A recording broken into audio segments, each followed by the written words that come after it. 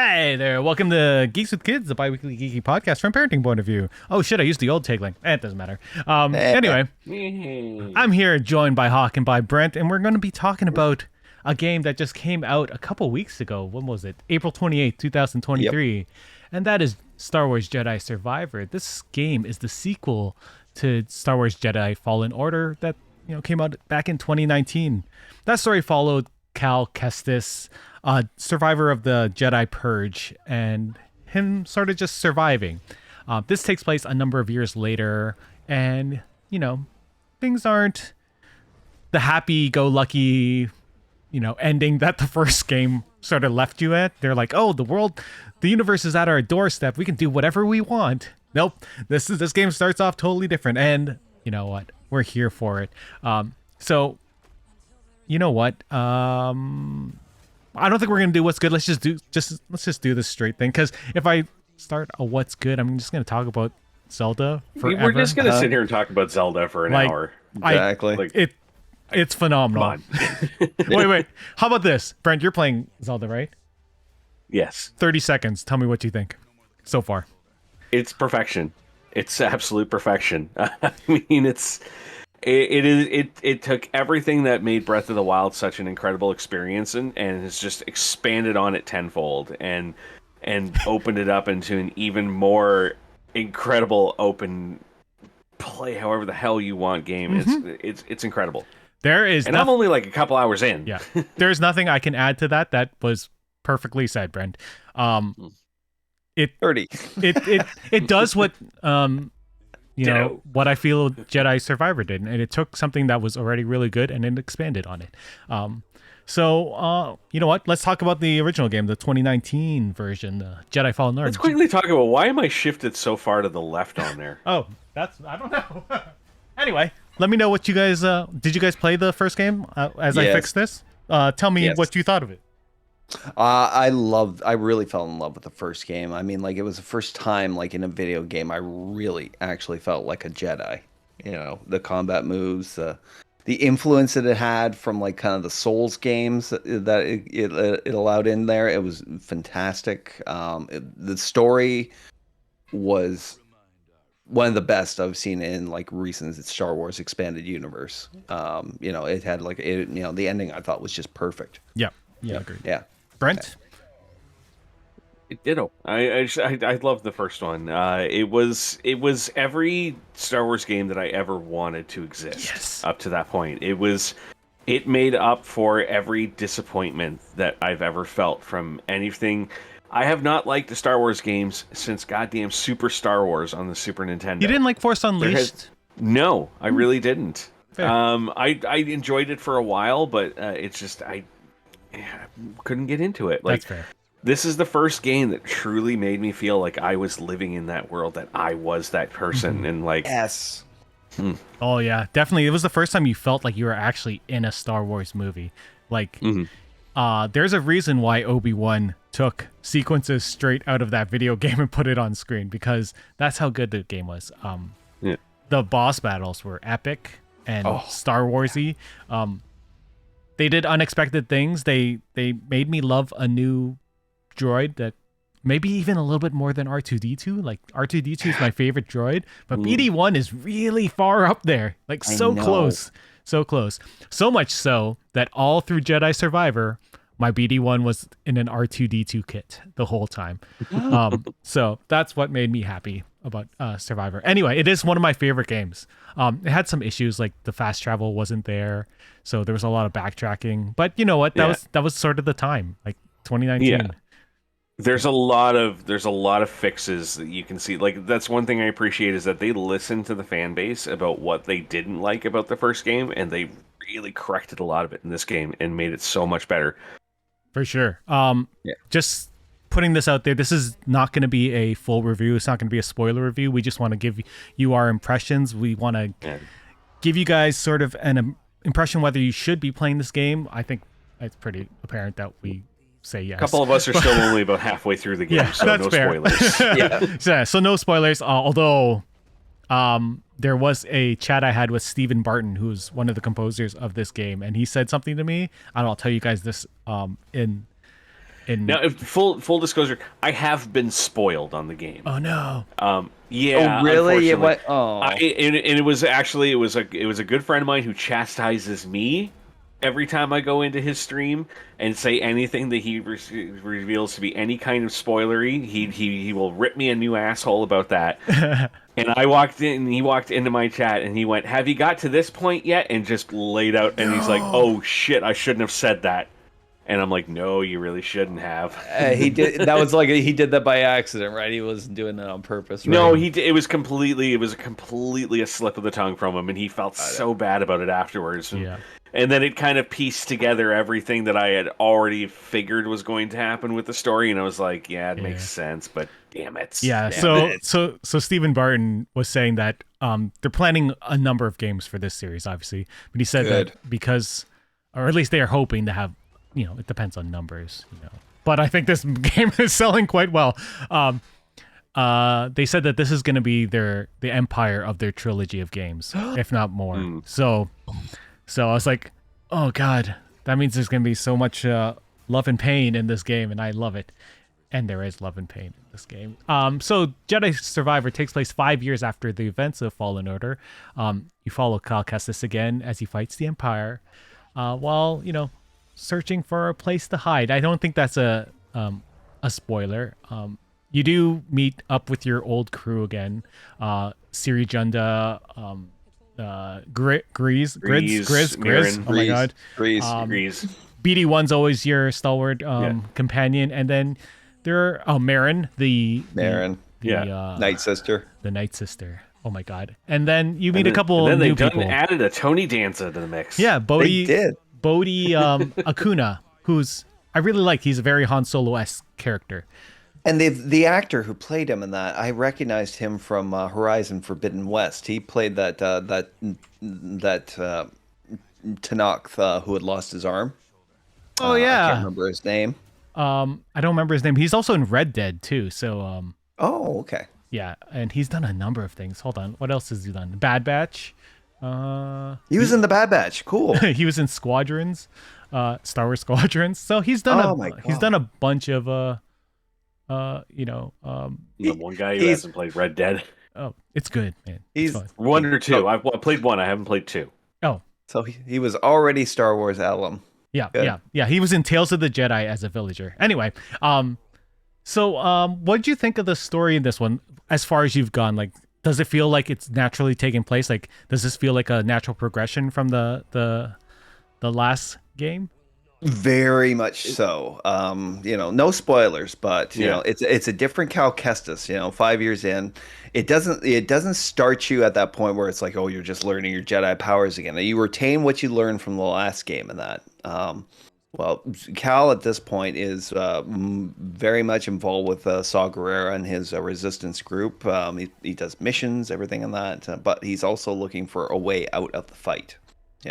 And there's a possibility of escape that opens up, but not without consequence. But so far, I really love the direction the story took. The Cal went out on his own, but at the same time, he still meets up with his friends in it to provide perspective on where he is and where what he's doing at this point in his life.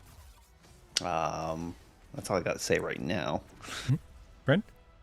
No, I love that they have taken it's a very simplified story this time. I find one of the reasons why I don't get into sci-fi as much as I find the storylines do get very, very convoluted, very involved, very intricate. And this is just a very simple storyline of like, everybody has learned the existence of this thing that could make everybody happy, and for different reasons, whether you're Jedi or whether you're Sith, they're both seeking this same thing for very different reasons. So it creates a very easy storyline for you to follow, and very easy to follow like everyone's motivations behind it, like why it's so important what they're doing. Yes, agreed. What I loved about the first game is that they took the bigger Star Wars universe that maybe people haven't read, the Star Wars books, the comic books. They introduced the Inquisitors, which were in Clone Wars and not Clone Wars, in Rebels. Yeah. And they brought into a video game, so it brought it into a wider release for people that maybe didn't watch the comics. Yeah, before Obi-Wan, I had no idea who the Inquisitors really even were until I played the first Jedi games. Like, and they did a better job at introducing what the Inquisitors were than Obi-Wan. Yeah. Unfortunately, yeah. The cool thing about this game is that they brought in the High Republic, which is the new set of books and comics and audio dramas that Star Wars has been releasing, and that's set a couple hundred years before the Battle of Yavin. So we get a younger Yoda in these series, a little more impetuous one. But it also you see the Jedi sort of as they're sort of like the marshals in the westerns. They're going around peacekeeping and going around. Exactly. Yeah. And you get to see a little bit of that in this game, like another way to introduce another big aspect of the Star Wars universe. What do you guys think about the High Republic being introduced pretty early in this game? I love that aspect because I was wondering about like what the exploration aspect of this game would be. The last game you were exploring, looking for the old Jedi temples and that. In this way, like as soon as I saw High Republic architecture, I was like, oh boy, we're there. And I thought it was a great way of kind of making it about like exploration into like into old culture that was long dead, brought over to this game. I thought it worked fantastic, just beautifully. I was just kind of geeking out. I was like, yes, you can just tell the architecture as soon as you see it. It's like, oh my god, we're in the High Republic. Yeah. Brent? I judge as somebody who doesn't read the comics, as somebody who hasn't watched a lot of the newer Star Wars media. Like, I'm more old school Star Wars than I am new school. Like, I pretty much as soon as episode 3 ended, that's where my association with the series kind of like started waning at that point. So it's great to finally have like a medium for this that is bringing me back into the story. Agreed. And introducing me to the things that I've been missing and the things that they've been introducing since. So. My biggest issue with the High Republic is that there's so much media that I don't have the time to learn about. Like, it's everything I've heard about it is really cool, but if you have something easily digestible like a video game or maybe a series eventually about set in that time era, I would totally just gobble that up because I would love that. Like we said earlier, there are we see all of our returning characters. We'll talk about the returning characters in a second, but we meet some new people. Bodhi, what do you guys think of this new, fairly important buddy to Cal Kestis? I thought he was going to be in the game a lot more. I thought there was going to be a lot of gunplay, but because of the trailers. But he pops in and out like Han Solo, I guess. Yeah, he's an interesting character. I kind of like the buddy aspect. I wish that's part of it. One of my only complaints is I don't think they incorporate the whole buddy system as much as they should in that. But the character of Bodhi I do like. I'm still wondering how he got his jetpack though. It's not a Mandalorian one, but it does look cool. It does look cool. I was thinking. Part of me was thinking, is there some sort of Mandalorian connection to this? Could you imagine? Oh my god! Well, that's got to be one of the next games they got to work on. It's a Mandalorian game. Maybe. Who knows? Brent, what do you think of Bodhi? I don't like Bodhi. That's fair. I know a lot of people that don't like him. Yeah, I don't like him. I find him. He's. My friends have called him Schwarmy.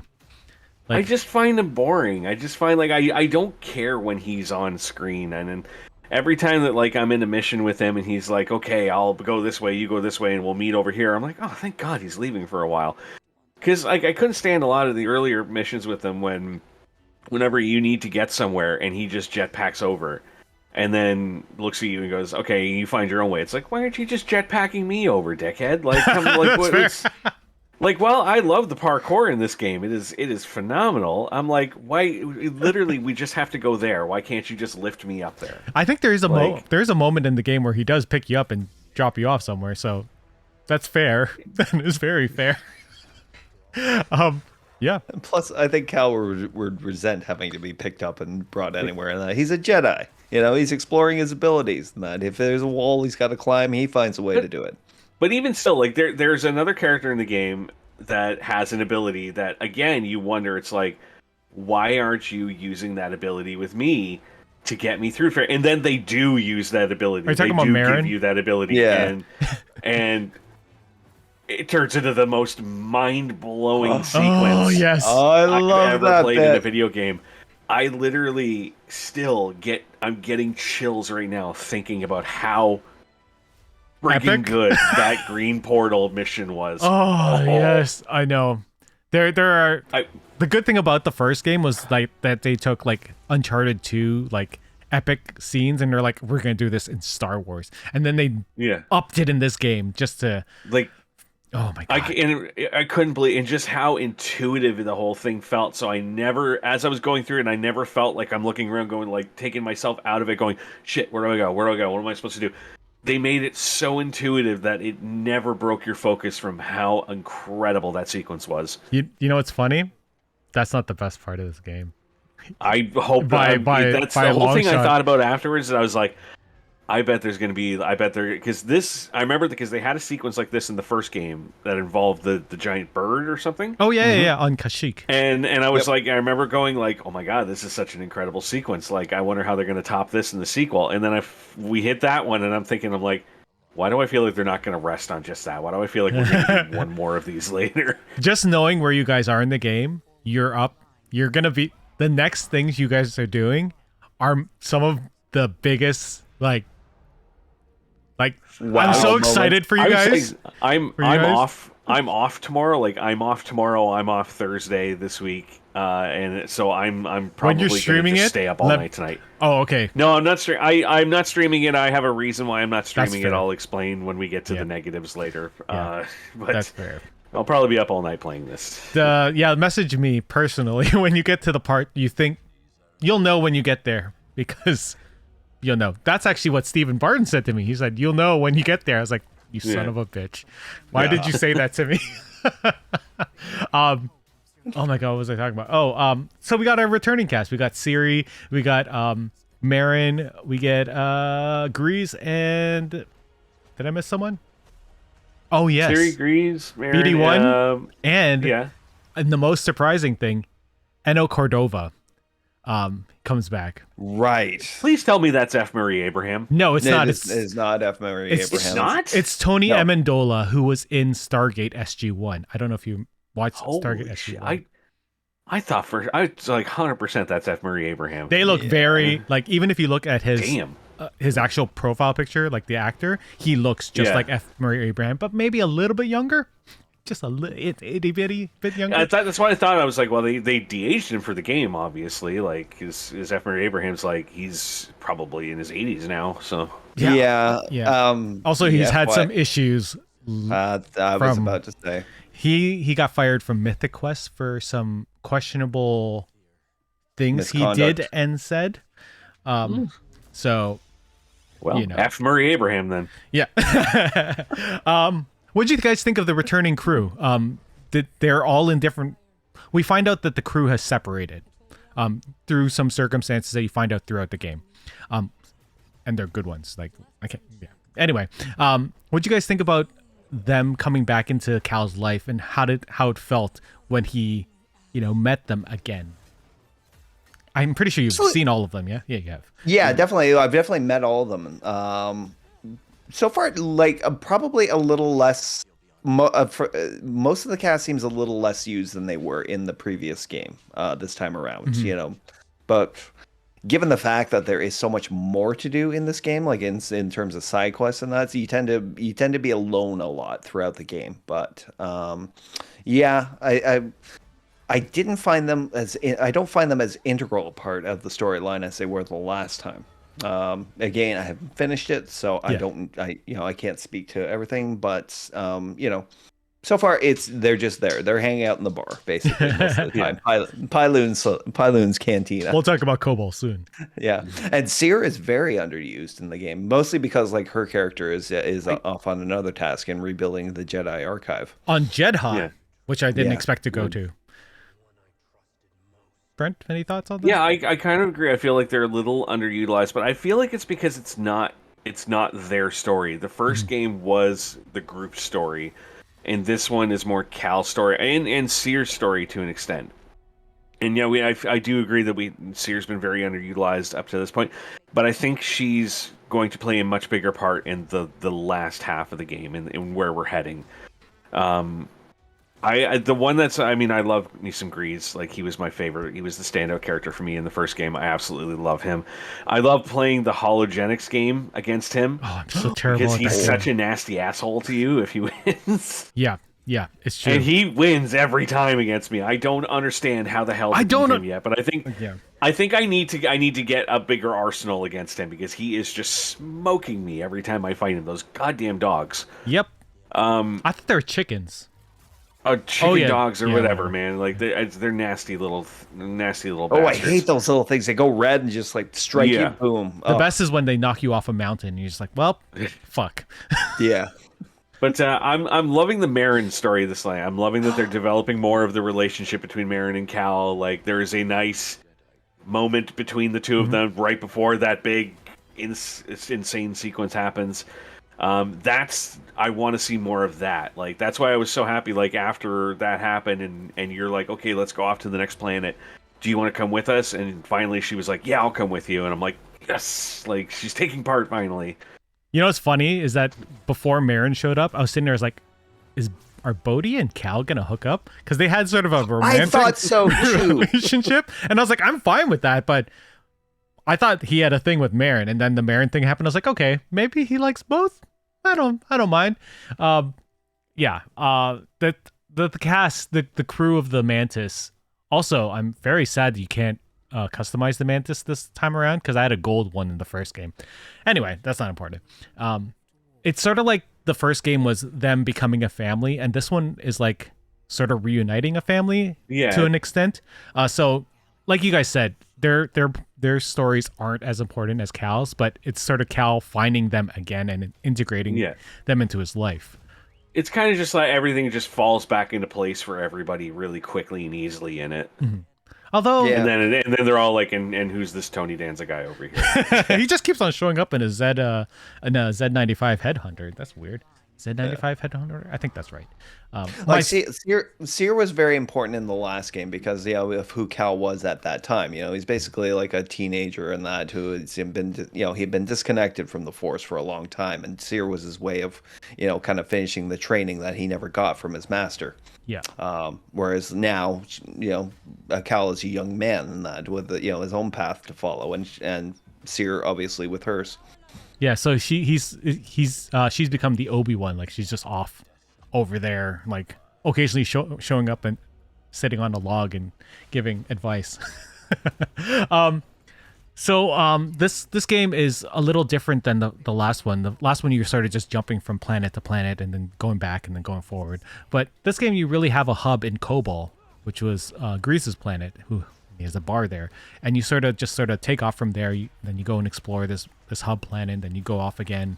What do you think of this change in the gameplay where you have this really open world to explore? I tend to get a little lost in that. At the beginning I was very focused on the missions and that, but then I started the side questing and just like everything you can find, enhancements for your Force abilities and health meters, little side bosses, little interesting ones. By the way, did you guys find the two brothers in the town in Kobo?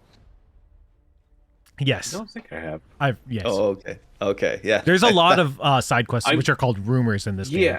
Yeah, I've been holding off on because, like I said, I was spent the last 2 days just trying to get through as much of the story as possible. So I've been like really sidelining side quests and exploration in that. And then my plan is I'm like, because I know you can go back and read, you can do it all at the end of the game. So it's like, oh, maybe I'll just wait and explore everything at the end of the game. Yeah. But now that we're doing this now, I'm like, okay, I'm no rush anymore. So now when I jump back in tonight, I'll probably end up spending 3 or 4 hours just roaming around. Honestly, do as many side quests as you can until you get stopped by your limitations and your powers. That's all I would say as a general hint. Like it's just fun having everything.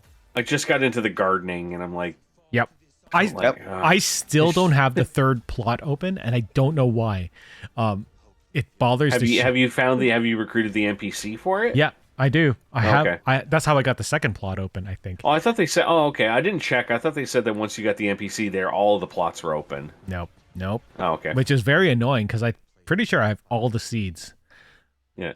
Not knowing that you had to shoot or like lightsaber Yeah, the do the plants slice, was very annoying because I had like somebody watching my stream when I was first playing it, and they're like, "Why are you destroying everybody's gardens?" And I'm like, "I need seeds for the garden. I gotta grow things." That's another good thing about this game is that they've added all these like mini things you can do. You can find fish with Scuba Steve.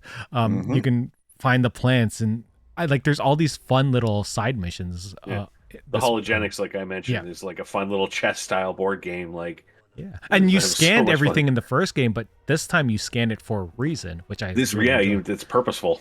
Yeah, I'm terrible at that game. It's a chess. I just completed I completed a rumor the other day that involved the Jawas in a small village that they had. Yep.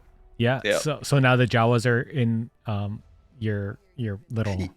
Yeah, place. and they opened up this thing I couldn't open up before. You know, as soon as I got there, I was like, "Oh, that's how you do this." I love adding people and stuff to your town like that. It was such a ghost town when you first go into there, and then as you go through the game, you just make it all lively. Even the bar looks so much better. It was so dingy when I started it, but now it's wonderful. I have all the fish. It makes me so happy. I haven't caught any fish yet. Oh, you just gotta find Scuba Steve. He's in random places, and then he just. I'll find it. Like I said, like I'll get cracking on.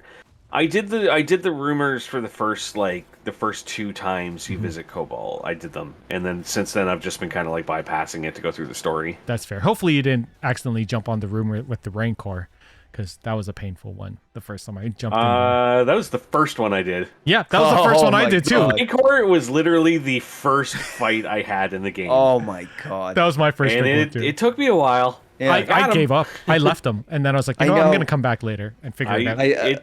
It took me probably a good dozen attempts, but I got him. Yeah, I did it once I got up to 5 stims. I think is when I went back to him.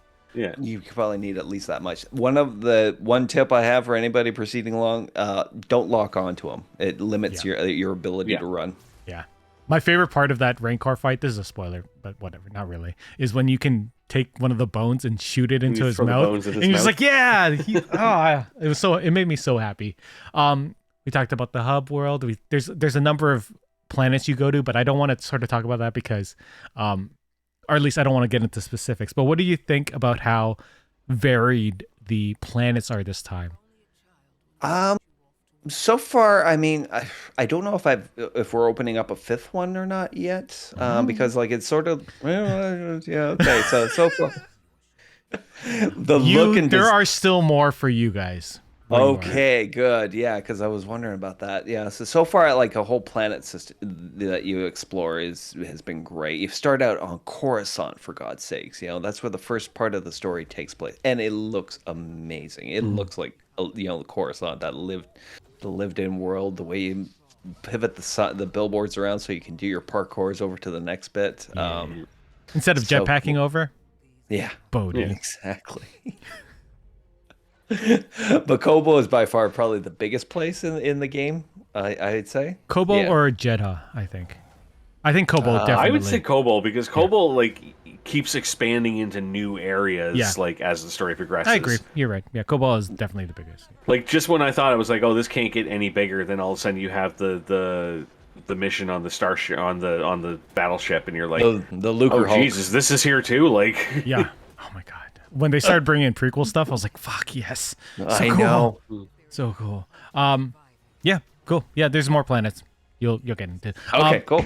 There's a couple. Let's get into gameplay, design, and graphics and stuff.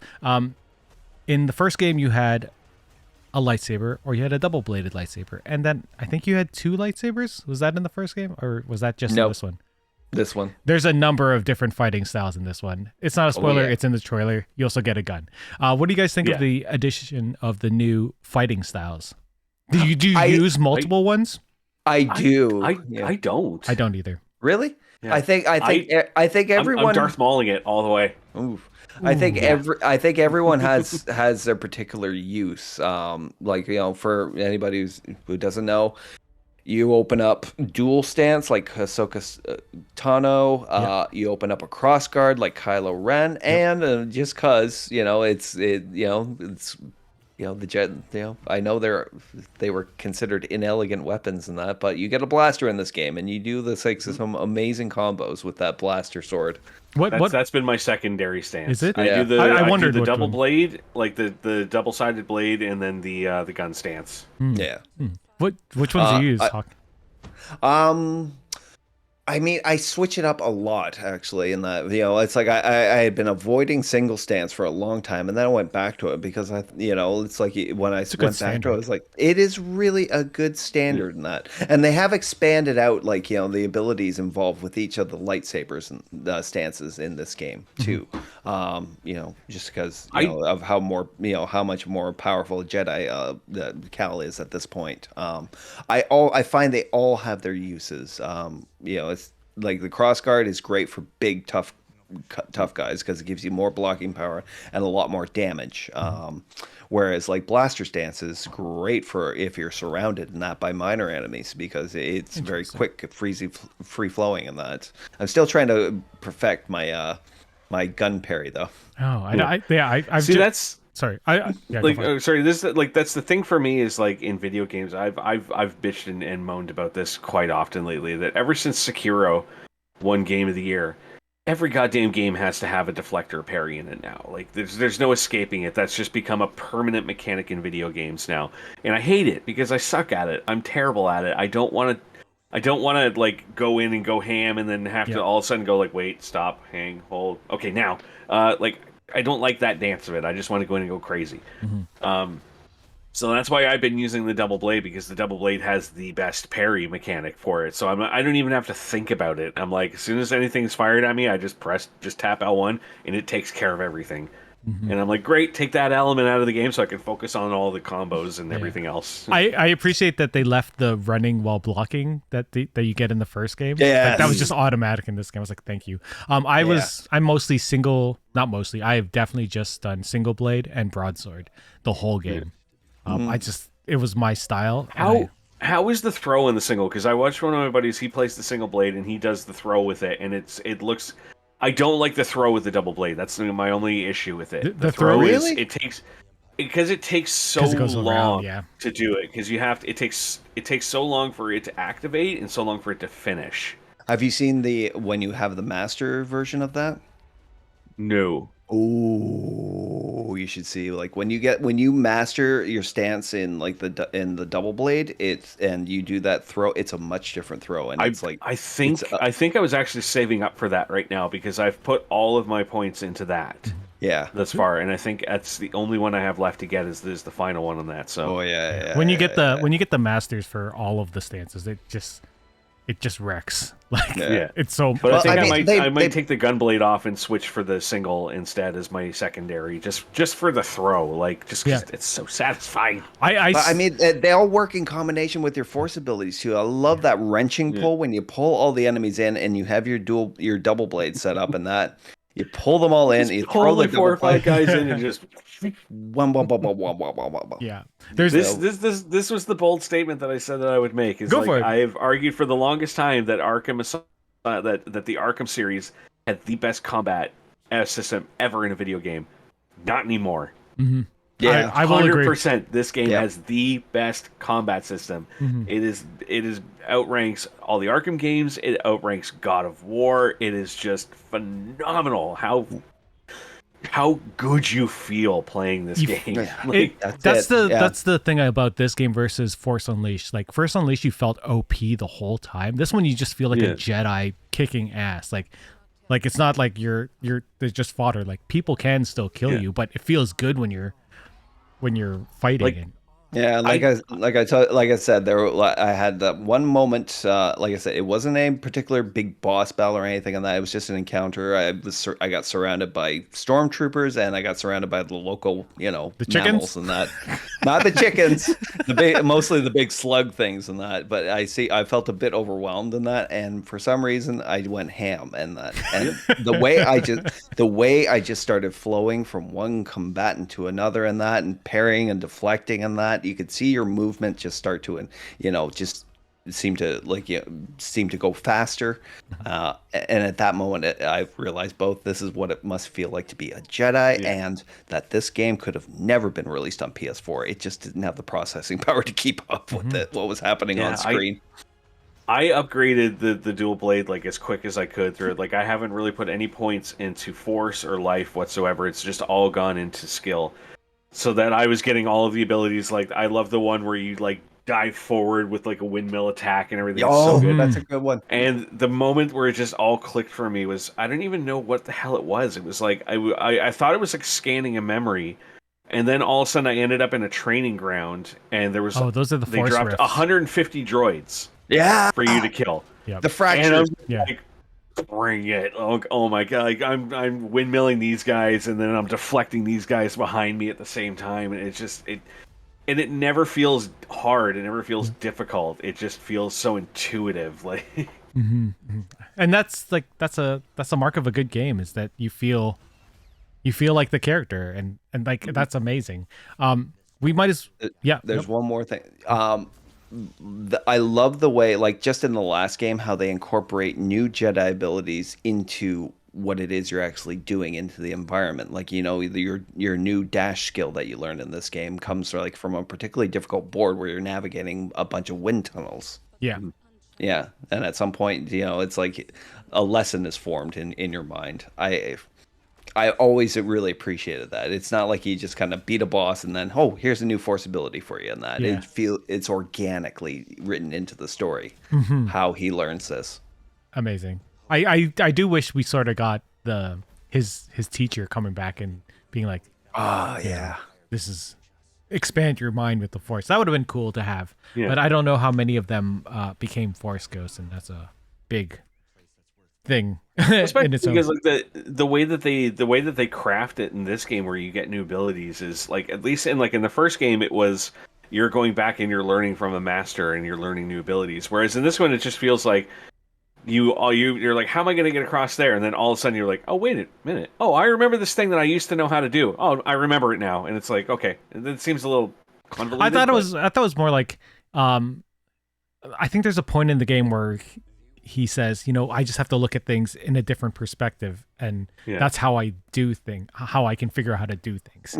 I think that's a Siri thing. Anyway, that there are times when I was like, okay, that's a little weird, but you know, I still think it's amazing the way they did it. It's also great now to Obi-Wan, you know, from a certain perspective, certain point of view. Yes. You were saying that. Hawk, you were saying that this game could never come out on the PS4 or or the Xbox One. Was that the last one? I know. And this is really just the first next-gen only sequel that we've gotten. How did it play for you guys? How was the performance while you played it? Wait, what mode did you play? Did you play what is everybody playing on, too? I'm playing in performance mode. Oh, okay. I haven't played in performance mode. You know, that's... So you're playing in fidelity. Yeah, basically. And so far, I know like people have been complaining a lot about bugs and the issues and that they've had. I haven't had any bug issues in that playing in fidelity. Are you hitting a standard 30-ish? It looks it. You know, it's like it. There's never been any like significant interruption in the gameplay or slowdown or any screen tearing that is, you know, made me complain about it. It only crashed out on me once in the number of times I've actually played. So performance wise, it's been working well for me. Brent, I know you played on PC. Are you guys both playing on the PS5? PS5, yeah. Okay, so I'm playing on the PC. Mm-hmm. So I apparently was the one who was in for all of the bugs and shit, and no, not at all. Oh, which is fun. I had the issue at the start where it kept crashing on startup, but that was just a driver issue. That was just I needed to update the graphics card. Once I did that, it ran fine. I'm playing in performance mode, and I've had the game running. I have it running on high settings across the board. Mm-hmm. It does run in Epic. But I did find that if it got a little busy, I did get a little bit of stuttering, a little bit of frame rate issues. So just dropping it down to high, and everything plays perfectly fine. Nice. I haven't had any crashes. I haven't had any issues like that. I just today started getting some of the graphical issues that people were complaining about. There's like the Magna Guards, specifically the Magna Guard enemy. Whenever I'm fighting one of them, the screen goes ape shit. This is the bloom on their sticks, right? Yeah, it's just like whipping all over the screen, blocking your vision. You can't see what's going on. It looks like he's got really long hair that he's whipping around. Like, which you can do in customization. Yeah. So, but it's only that specific enemy so far that's done that. Both times the 2 times I fought it happened both times. That's interesting. But other than that, I haven't had any kind of graphical issues whatsoever. Like, yeah. Which was nice because like I got the game included with the PC that I bought. It came with the CPU that I bought. Yeah. And I looked it up and I was like to see how it was going to play, and the graphics card I got was literally their recommended card for this game. So I'm like, oh, beautiful. So everything runs amazing off of it. Yeah. Yeah, it's funny because the PC version, at least the port, apparently was supposed to have all the PS5 bugs plus more. I know you had some Epic launchers fuck EA. Like, that's just, any issue I have with the game has nothing to do with the game performance. It has everything to do with EA's app performance. It's dog shit. It's both times now that they've put out updates for the game, I've literally had to sit there. Like, I couldn't play the game yesterday because I literally had to sit there and wait 12 hours for EA to update the game. Because every time it updates the game, even if it's a small update, they basically rescan. It's something to do with their app. They rescan the entire file, which is 116 gigabytes. And it does not scan fast. It scans slow. You know what's fun about EA is that when the Steam Deck came out, the Steam Deck was like touting that you could play Fallen Order on it. They're like, yeah, this is one of the best games you can play. And it was awesome to play on it. Yeah, not even then. Like, it was just all off of Steam. And then, just like a year ago, they decided to make it mandatory that you have the EA account and the launcher for this game. So it broke the Steam Deck, because you can't load a secondary application to play this game. And you're just like, why would you do this? And it's like, and what pisses me off even more is that, like, because you can only play the game by having the EA app activated, and the EA app only works online. So if your internet's down, you can't play the game. Which is like, for people who just spent like up to $100 for the game, is bullshit. Yeah. If there are any internet issues whatsoever, any issues with the EA app, whatever, then that's even more things compounding to how you cannot play this game. Luckily, I didn't pay for it, so I'm not too mad about it. That is something that needs to be addressed and needs to be fixed, because that is absolute horse shit. And they wouldn't even let me download the game from their website, which I was told I could do when I got the code. They said you can download it directly to your hard drive from the website. When I went on there, the game is nowhere to be found on their website. You can only download it through the app. Oh, yay. That's nice. That's awesome. So I played it in performance mode on PS5, and I've had a lot of issues with the game. It crashed a number of times. Like, I think I sent that to you, Hawk. I was like, this game has crashed like 4 or 5 times, and it's very strange. When it is running at 60 FPS, it's beautiful. Like, it's like Spider-Man smooth. But the issue is that I would get lots of frame drops. Like, it would go down to 30 or lower. And when you're used to 60 in certain things, you notice it a lot, because 60 is very smooth. I actually once you're finished, I have a funny story about something I discovered through this game. Okay, fair.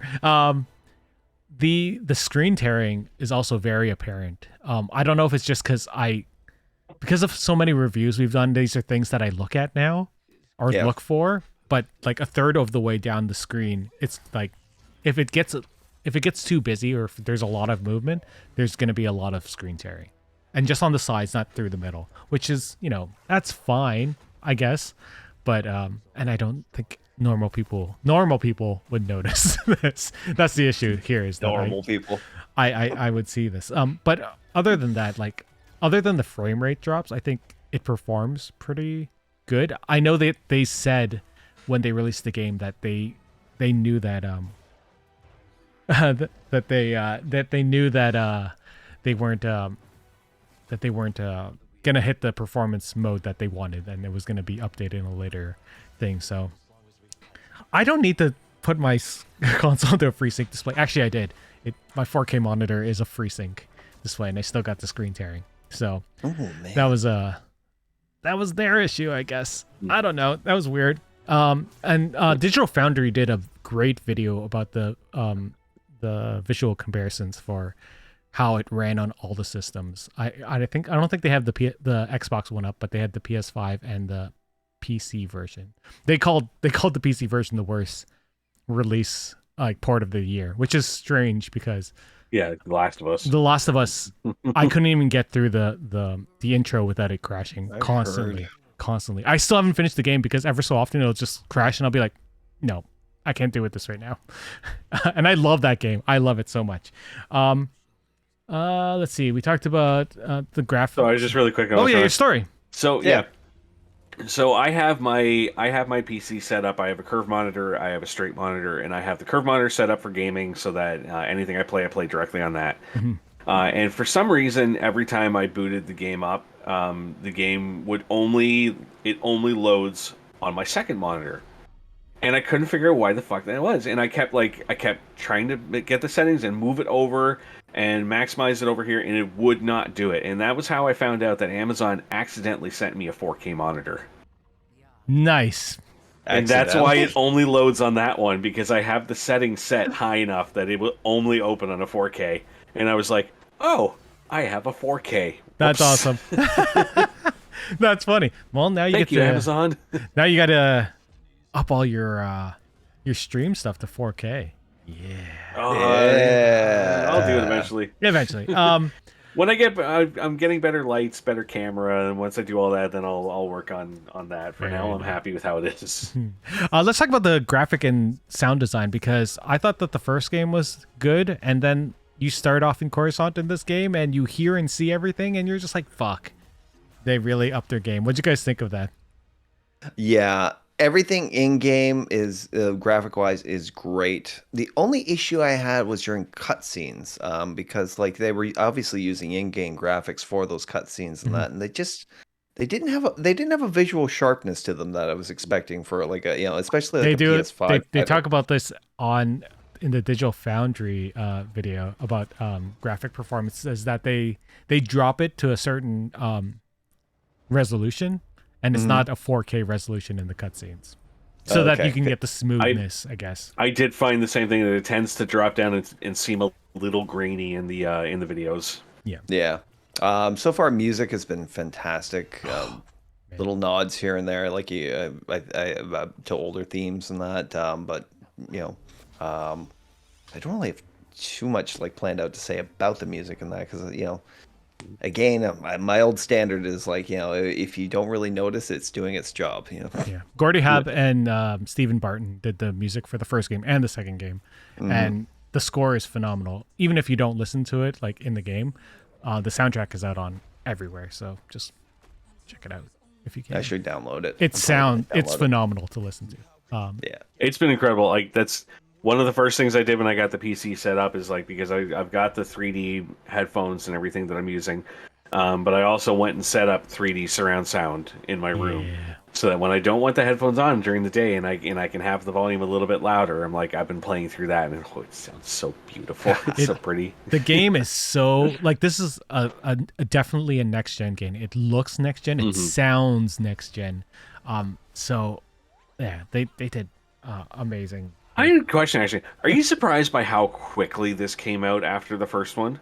It's been 4 years. 4 years. Has it been it doesn't feel like that. When they first announced this as coming out this year, I was like, I feel like there should still be another year or two before this would I thought it would come out next year, to be honest. But yeah. The fact that 4 years instead of 5 years, I'm fine with that. They probably started work on this before the first game came out.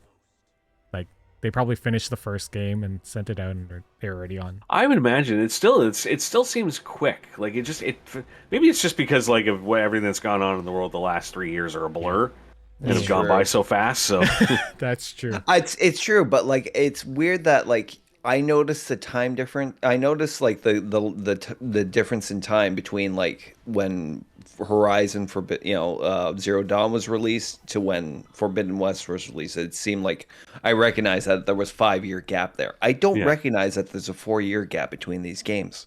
I agree. It is a crazy. I can't think of any other EA games that Respawn has been doing though. They probably they have a pretty big and good team. So I assume that they just had all hands on deck to do this. But still, writing the story and everything, I understand. Like you guys, like it does feel crazy fast, but still, the game is good. It's like damn good. The thing that blows my mind is that the story is so good that it doesn't seem rushed. And I wonder if they wrote all like a trilogy, and then they just sort of like pieced it out. Like it sounds like it, right? Because as Stephen Barton said, this is planned. You know, they have like installments on installments planned on top of this one. So hopefully, yeah. I love that. You know, planning in Star Wars. Who'd have thought that would work? Right? Who knew? Who knew? Let's all just wait for the announcement that Rian Johnson is getting creative control over the third game. God, please no. Please no. Although Steve does have a directed by Rian Johnson shirt in the Star Wars font, which I think is hilarious. You know what I did not know? I just found out a really weird Rian Johnson tidbit. I was watching this video yesterday where this guy was doing like a thesis on what people consider to be like the greatest television episode ever written, which was Ozymandias from Breaking Bad, which was directed by Rian Johnson. Oh shit! I did not know that he directed that episode. I did not know that. He also directed Fly. What? He did Fly? Yes, that was such a good episode too. Yeah, like he's Fly, I think is the best episode. He's a good director. Yeah. When he works with stuff that he. Yeah, when he's grounded. When you keep him grounded, he's good. Actually, like the best out of all those. I really like that Onion movie, the one that the Glass Onion. Actually. Really I did not like Knives Out. I loved Glass Onion. Yeah, I felt the interesting. Same way. Yeah, I felt the exact same. Knives Out, I figured it all out within like 10 minutes of the movie starting, and that for those kinds of movies, that really takes me out. Was that not the point of that movie? No, you weren't supposed to know who it was. Oh. I've been watching that movie. To be a big murder mystery, but when I figure it out, like it's the same thing with the new Scream movie. I figured out 10 minutes in who it was, is it good? And what the motive was, and then that just took me out of the rest of the movie. Oh, I'm gonna watch that new one soon. Anyway, let's get to the end of this game. And one of the things I really enjoyed about Fallen Order is that I've gone back and played it multiple times because it is a highly replayable game. What do you guys think about the replayability of this game? There is a new game plus mode. Available after, so there's a bit of okay. So in the new game plus mode, I know I haven't beaten it yet, so obviously, but I do know that it exists. So what happens is basically like certain aspects are removed, like your BD1 functions, which help get you through certain sections of the game, but you get all your force stuff. You keep all your force stuff, right? And you can redistribute all your points as you like. You know.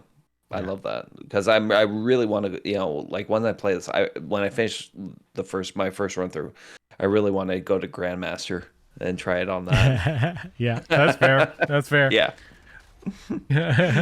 So yeah, it's just like the first one. The first one was infinitely replayable in that, especially after they added the arena modes to it in those downloads. Oh yeah. Yeah. Right. And I don't even know if they're gonna add DLC to this. They have never. I don't think they've announced anything, have they? Yeah, nothing planned. Like no continuation of it. I don't know if they add some sort of arena mode later on after you complete it or not. But I would love that to come back because like I can spend hours just training in force abilities and lightsaber techniques. The fighting is that good that I would love to just keep on getting rumors and wandering around the world. That's what I would. Yeah. Like. Even so, like right now, I'm just going around and collecting stuff and doing some of the rumors that I thought I would finish. Brent, what do you think of the replayability of this game? I could potentially see myself replaying this game because there's certain moments of this game that I definitely want to go through again. The green portals. We talked about that. Green portals. Yeah. Just the parkour in general in this game just is so smooth and it feels so much better than it did in the first game. And I've been loving just running through. I'm not even sure if I like what I like more, the combat or the parkour. And in this game, it's so well balanced where there's no real dull section in the game. But it's just as far as like replaying, it's hard to say because like I'm getting to an age now where it's harder for me to sit down and replay the same thing unless it's a game that has like nostalgic value for me. That's fair. So I'm more now. It's like there's so many things coming out that I think I'm just going to be kind of like one and done for games for a while. That's fair. But I wish there was a chapter select on it where you could go back and just replay the certain portions of the game that you want again, like rather than having to go through the entire thing. But I don't know, maybe I'll go back and replay and I'll save scum before the portal part. Yeah, that's a good idea. Yeah. Oh, yeah. Like, I'll play this game again. Yeah, that's the thing. I got a question too. What difficulty has everybody been playing on? I'm just playing on I normal. start Or in normal for me. So- I start like I every time I play a game, I always start a normal difficulty because I always say like I want the experience that the designers That's what I do intended you too. to have. So, but I found it was not very long into the game before I was going, this is way too easy. I need to go up. And I went up to the Jedi Master, and even still, I was like, still a little too easy. Like, I'm starting to now hit the points of the game where I'm like, okay, now it's starting to get a little challenging. But I really found comparatively to the first game that this game was much, much easier. I think the blocking windows and everything are much tighter in this game. And I think the first one, whenever I parried and stuff, I was like, I feel like I did it the right time. And then sometimes it would work and sometimes it wouldn't. But this time, if I parry or block, it blocks at the time I think it's going to do. Yeah. And that's why that's why I've been picking the stances accordingly, because I've been picking the stances that basically help me in all of my weak points. I'm bad at parrying. Let me pick the stance that increases parrying the best for me. Nice. Like, it makes it easiest. All right. Well, I think this is it. I think this is the end of the episode.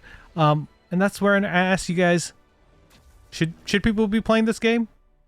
Should they? Absolutely. Yeah, absolutely. You should stop listening to this podcast. Go out and buy a PS5 giraffe and play this game because it's such a rewarding feeling just going through the levels. If you're a Star Wars fan, it's almost compulsory. I appreciate that they didn't add the last generation so that this game performed worse. So I'm happy they kept it in the current gen. Yeah, I know it can be a difficult decision, especially now within the gaming industry, and that after the pandemic and with supply shortages and hardware and that, it feels like PS5s are just kind of catching up to the public. But this is one of those titles that really makes it worth the investment. Brent. Yeah, forget being a Star Wars fan. If you're just a fan of video games in general, like this game is such an absolute joy to play. From like in every aspect of it. The storyline is incredible. The traversal is insanely incredible. The combat is the, like I said, it's the best combat system I've ever played in a video game. Yeah. Everything feels so intuitive, so fluid, so wonderful, so incredible. Like, if you're not playing the game and you have the capability of it, what the hell's your problem? Yeah. Go play it. Go play it. And with that, I'm going to leave you guys with one last tip in this game. I was saying this to Hawk a little while ago, is that there's a point in the game where you're like, am I going to get to the end of this game? And then they're going to say, you know what? This is the point of no return. Make sure you go do stuff before you go to this spot. Or go to this mission. They don't tell you this. You just end up in that last mission, and then it's done. So if you think you're getting to the end, you are getting to the end.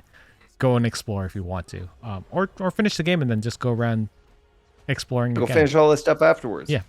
I think because they keep sending you back to Kodo so often, I think what I'm going to do is just every time I get sent back, I'm going to do everything there is to do there, then progress the storyline further. That's a good tip. Yeah. That is a good tip. I will say that this game is at the top of my list for this year.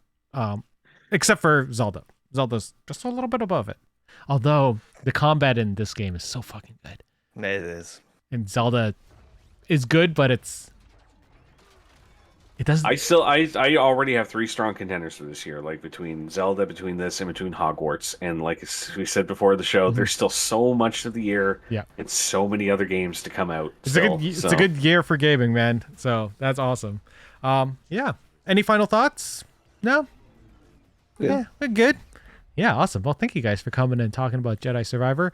Thank you guys for coming out and listening to us. You should go and buy this game because it's awesome. Go right now. Go. PS5 also. Get it on PS5. What are you still doing here? Yeah, do it. Yeah. The podcast's over. Yeah. Go on. Bye. Go. Bye. Go. Get out of here, Harcroft. Go do it. Yeah. Bye, guys. Bye.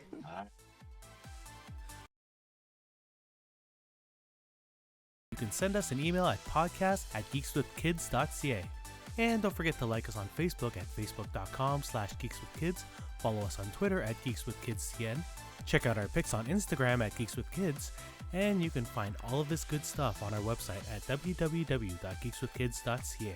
So if you like what you hear, why don't you hit that subscribe button and leave us a comment. This podcast can be found on iTunes, Spotify, Google Play, Stitcher, YouTube, and your favorite podcasting app. Thanks again for listening, and we'll see you next time.